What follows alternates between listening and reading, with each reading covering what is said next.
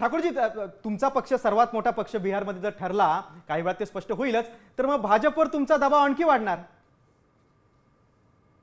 नाही, कशाला?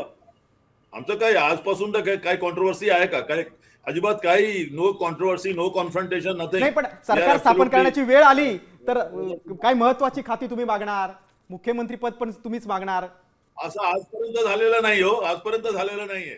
हे जे कॉम्बिनेशन आमचं ते 5 पार्टीचं आहे, भाजपचा उद्या ते आमचा हिंदुस्थानी आवाम मोर्चा पण आहे, राष्ट्रीय ठाकूरजी, मी लोक तुम्हाला मोर्चा थोडं आहे. थांबवतो कारण एक महत्वाचे बिहारमध्ये अपडेट्स आले. आपल्यापर्यंत ही महत्वाची अपडेट बघूया आपण. बक्सरमध्ये 6 पैकी 4 जागेवर एनडीएनं आघाडी घेतलेली आहे.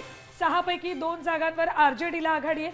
6 जागांपैकी बक्सरमध्ये 4 जागेवर एनडीएनं तर 2 जागांवर आरजेडीनं आघाडी घेतलेली आहे. बक्सरमधले हे कल 6 पैकी 2 जागांवर आघाडी घेत आहे आरजेडी, तर 4 जागांवर एनडीएनं आघाडी घेतलेली आहे. बक्सरमधलं हे आत्ताचं चित्र.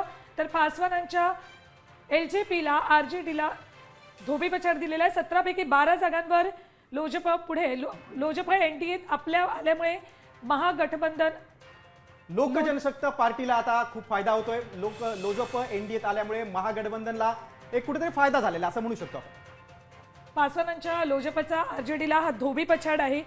17 पैकी 12 जागांवर ते आघाडीवर दिसतात. आताचे हे महत्वाचे कल पासवानांच्या लोक जनशक्ती पार्टीनं आरजेडीला धोबीपछाड दिलेला आहे. 17 पैकी 12 जागांवर आघाडी घेतलेली आहे. हे आत्ताचे जे कल येत आहेत त्यानुसार एनडीए आघाडीवर आहे. नितीश कुमारांना सुद्धा याचा मोठा फायदा झालेला आहे. चिराग पासवानांमुळे नितीश कुमार यांनाही मोठा फायदा झालेला दिसतोय.